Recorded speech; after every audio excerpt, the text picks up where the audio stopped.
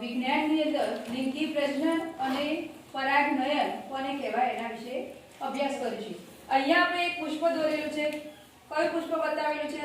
ધતુરાનું પુષ્પ. આ ધતુરાના પુષ્પની અંદર આપણે કયા કયા ભાગો બતાવેલા છે? તો અહીંયા આપણે ચર્ચા કરીએ તો પહેલું શું બતાવ્યું છે? અહીંયા દલપત્ર. બરાબર. તો આ દલપત્ર શું કામ કરે? કીટકોને પોતાની તરફ આકર્ષવાનું કાર્ય કરે છે.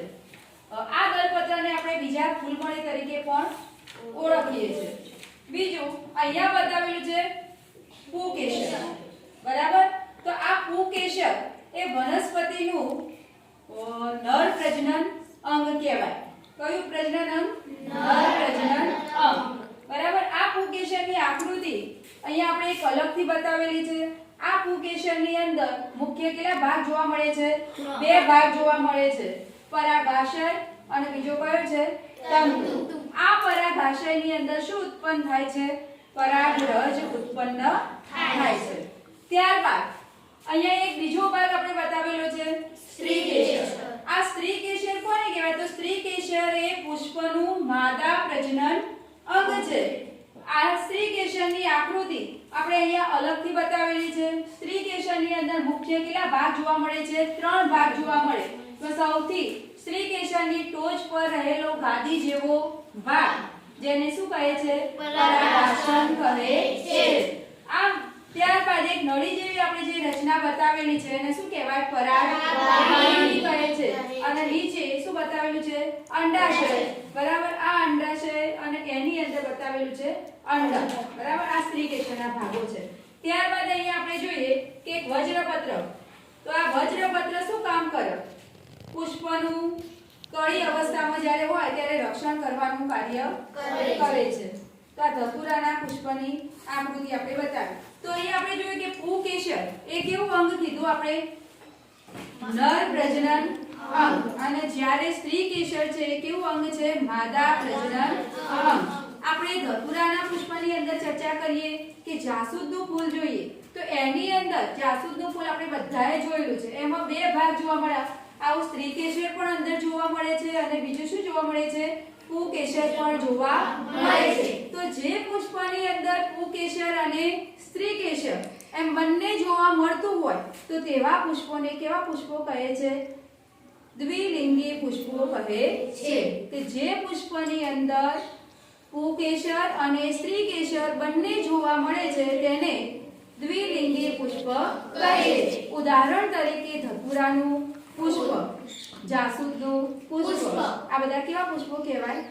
દ્વિલિંગી પુષ્પ કહેવાય. જ્યારે કેટલાક પુષ્પો એવા હોય છે કે જેમાં ફક્ત શું જોવા મળે છે? કાં તો પુકેસર જોવા મળે અથવા તો સ્ત્રીકેસર. ગમે તે એક જ પ્રજનન અંગ જોવા મળતું હોય તો એવા જે પુષ્પો છે એને કેવા પુષ્પો કહેવાય? એકલિંગી પુષ્પ કહે છે.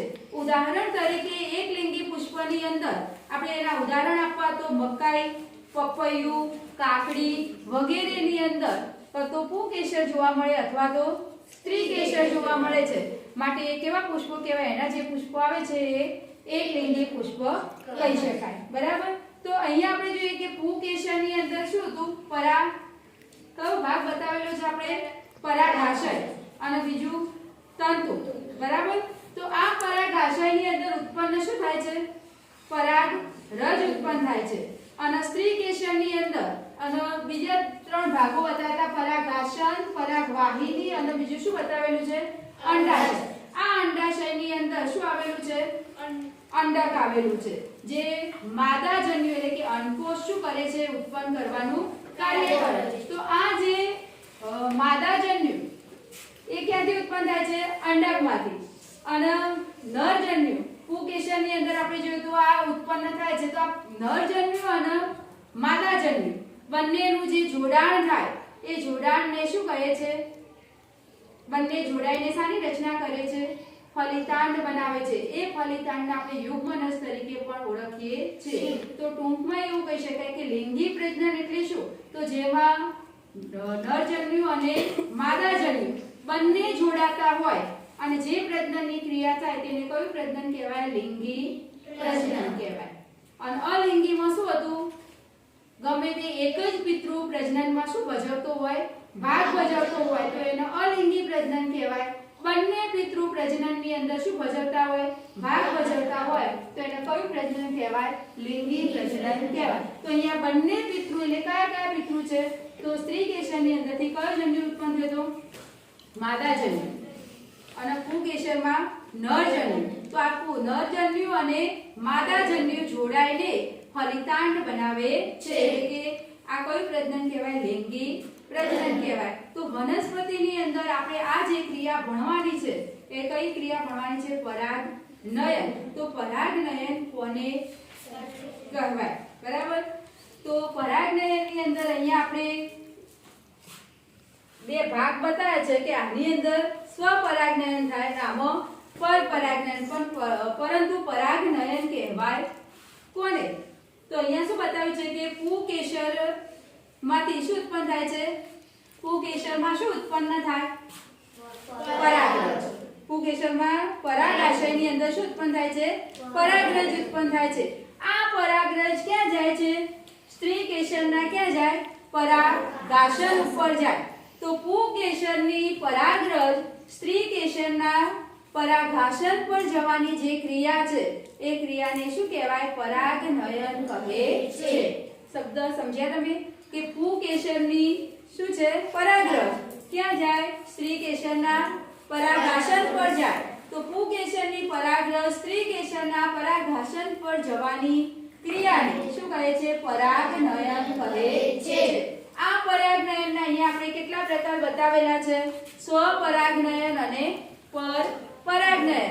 આ સ્વપરાગનયનની અંદર શું બતાવ્યું? તો અહીંયા આપણે એક પુષ્પની આકૃતિ દોરેલી છે. આ પુષ્પની અંદર આ સ્ત્રી કેસર બતાવ્યું. સ્ત્રી કેસરનો ટોચનો ગાદી જેવો જે ભાગ છે એને શું કહે છે? પરાગાશન કહે છે. અને આ બીજું શું બતાવેલું છે તમે? પુંકેશર બતાવેલું છે. તો આ પુંકેશરમાં અંદર શું ઉત્પન્ન થાય? પરાગાશયની અંદર શું ઉત્પન્ન થાય છે? પરાગરજ. આ પરાગરજ કેટલાક કીટકો દ્વારા, ભમરો, પતંગિયું વગેરે જેવા કીટકો દ્વારા એમના પગે ચોંટીને અથવા હવા દ્વારા, પવન દ્વારા ફેલાઈને ક્યાં જાય છે? તે જ પુષ્પના પરાગાશન ઉપર જાય છે. આ એક જ પુષ્પની અંદર આ ક્રિયા થાય છે.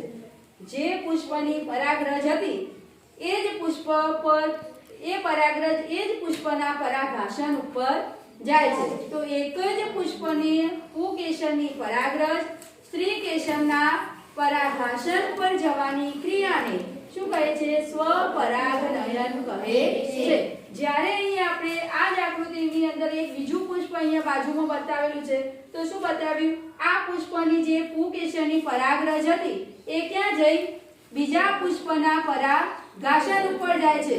તો એક પુષ્પની પરાગરજ બીજા પુષ્પના પરાગાશન પર જવાની જે ક્રિયા છે એને શું કહે છે? પરપરાગનયન કહે છે. સમજણ પડી? તો અહીંયા પરાગનયન એના કેટલા પ્રકારો આપણે સમજ્યા? સ્વપરાગનયન અને પરપરાગનયન. સમજણ પડી?